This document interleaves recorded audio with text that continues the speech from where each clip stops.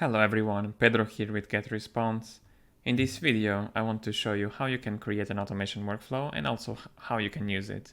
To get started, we will go to menu on the top left and you would click automation and then create workflow. There will be a button for that, but we will be using today the quick actions widget. Just go here to edit widget and let's add the button to create workflow. This will be then much faster in the future when you want to create one. And now you'll be taken to the page where you can select if you want to build one from scratch or if you'll be using a pre-made template. I will be using a simple welcome message. It's always best to start small in order for you to learn how the workflow works. A workflow is basically the conjunction of conditions, actions, and filters that you put together in order to define your customer journey. In any workflow, you need a condition to start, and when someone meets the condition, they will then enter the workflow and go through it. In this case, as it is a simple welcome message, they would have to sign up to any of my lists via any method.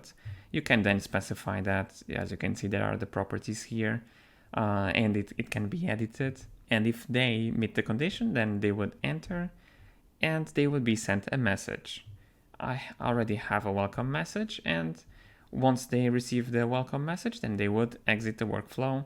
The possibilities with the workflow are endless. You could then, for example, add a message opened here.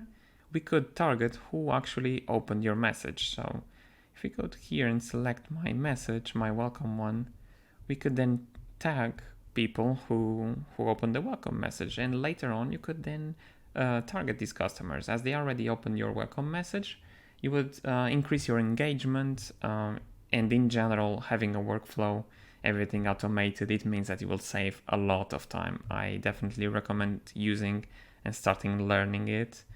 All the elements can be seen here on the right: conditions, the actions, and the filters. A filter as the dynamic segment would be very useful if you want to target specific segments of your list. Could be webinar attendees or people from a specific country. It has many uses. I invite you to go through our articles, and if you click on any of the conditions, actions, or filters, you will see that at the bottom here, you can go directly to the article that will teach you how this condition works. And once you feel ready with your workflow, you would then go to the top here, and you can click on this little gear icon.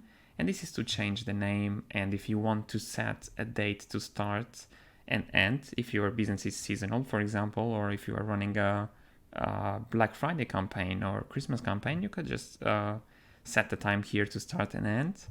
And once you are ready, you would then go here to the right, save and publish if you are completely ready and you want to publish the workflow, or just save and exit if you are planning to publish it later. At the end of this video, you will see a button that will take you directly to the automation builder.